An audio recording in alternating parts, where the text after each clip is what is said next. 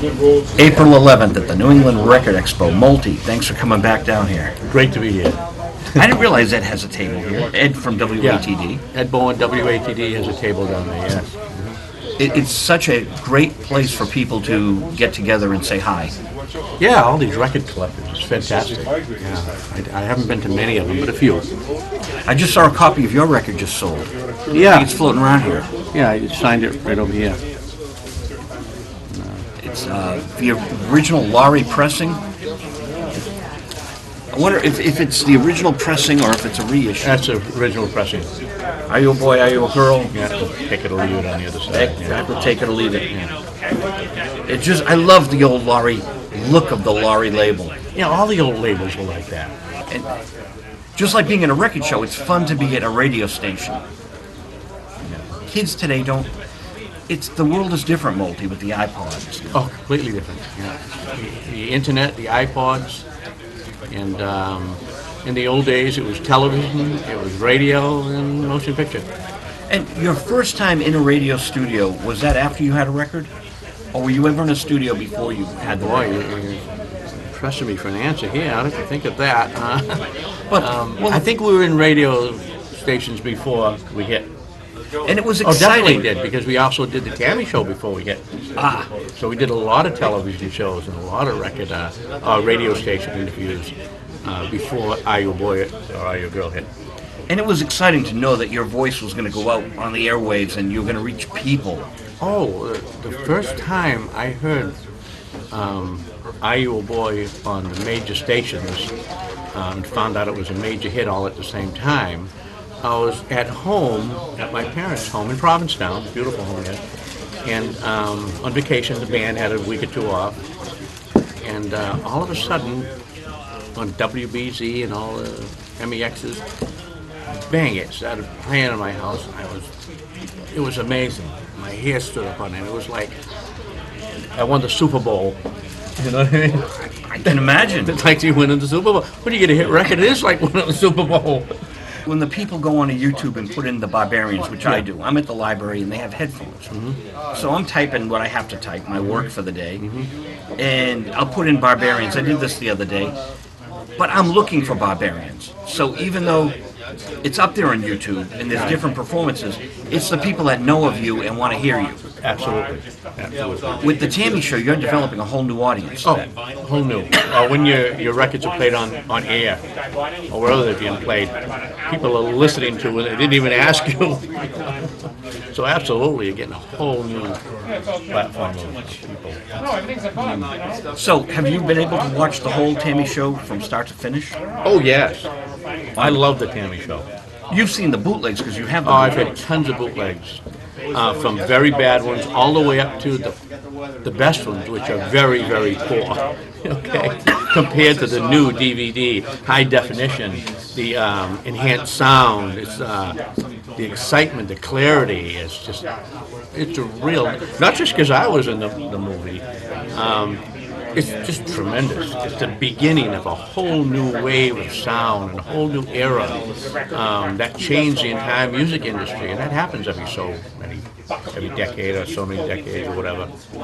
And that's what made it special for me when I watch it. And you know, a lot of DVDs are coming out without booklets. I had to actually, I had to fight a little bit to get a booklet in here. Right. Because I think the fans need a booklet. And Is that a Tammy Show? No, this is Marty. How dare you?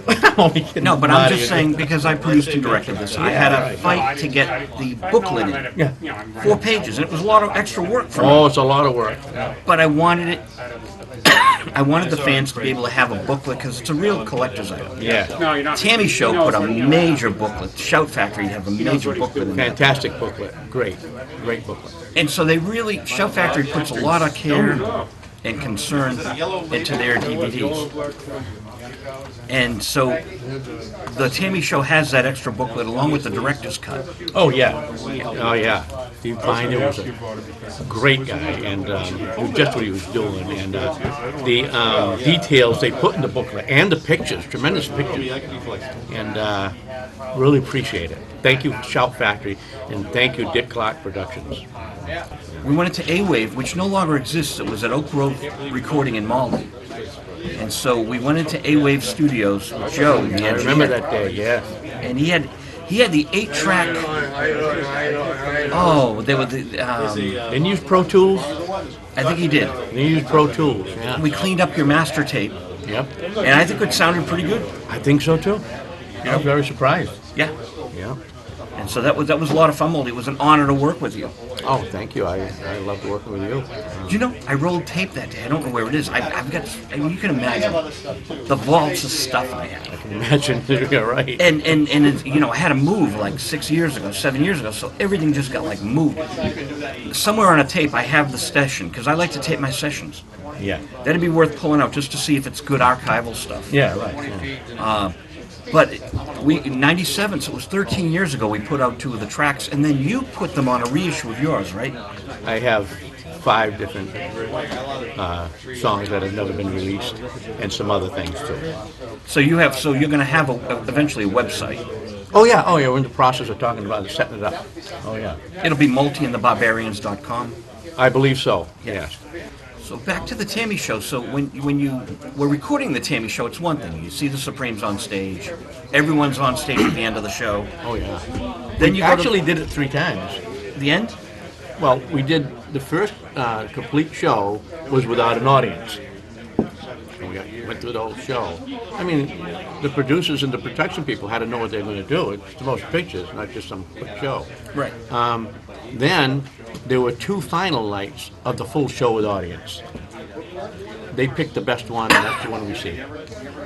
So there might be more footage sitting around. There probably is a lot of footage laying around from the Tammy Show. I mean, you know, when a motion picture's made, probably in between, things going on, things said, other things as part of an introduction before the next act would go on that we don't see. You know, I mean, it would be a waste of time really on the final product. But there's probably a lot of interesting things, like the Barbarians, to open the show before the recording started, before Jan and Dean came on. The Barbarians did 5 songs. Oh, You didn't know that, did you? No. No, we did 5 songs for the audience. It was a very, very intense audience. They were like really gone. It was great, the kids, you know. that's amazing. But it wasn't taped. Or maybe Well, it I'm was. sure it was somewhere. Oh. I'm sure it was. Oh, so there's more footage. Wow. Oh, I did Sure not it was. know It that. just wasn't part of the film. That's all. But as the band's on tour, you were going to movie theaters and seeing the Tammy Show. Well, we made the Tammy Show in the end of October, and in December, it was released everywhere. And we would go to different cities sometimes, and the Tammy Show would be playing here, or this. Here we'd go in, and at the end of when the movie was over, whoever it was would call us up on stage, and these are the guys that were in it. This is James Brown, this is the Barbarians, and maybe someone else was there, you know, not the whole movie, but a couple of us here and there, and we did that quite often. So you saw it in the theater, you got bootlegs over the years, but then the Shout Factory comes out. It's a whole new excitement when there's Yes. a team and an army behind it, and all of a sudden people are watching it again. It's a whole different excitement when you find out that 45 years, 43, whatever it was, 40 some odd years later, people want that badly. And Dick Clark Productions and Shout Factory came out with it big time. And it's also on the market big time. Very glad about that. You know, the first television show besides the first time we played at my hometown as the Barbarians, just starting out the first night, we were on the 6 o'clock news. It was a big deal for us. Wow, you know. But the first time I was ever really on a television show was, I think it was the first year I was in business. He was in New York. I forgot it. A daytime show, nighttime? Oh, it was nighttime. Late show. Regis Philbin. Oh, The Regis Philbin show. He was a young guy. He just starting out in New York. We went and played a couple of songs and everything on his show. so he had live performances too. Yes. Nice. Yeah. Oh, this is stuff the collectors out there have got to send us stuff. I believe it was his first year in the business. Regis Philbin Regis show. Philbin show. and he's still going, so I didn't ruin him.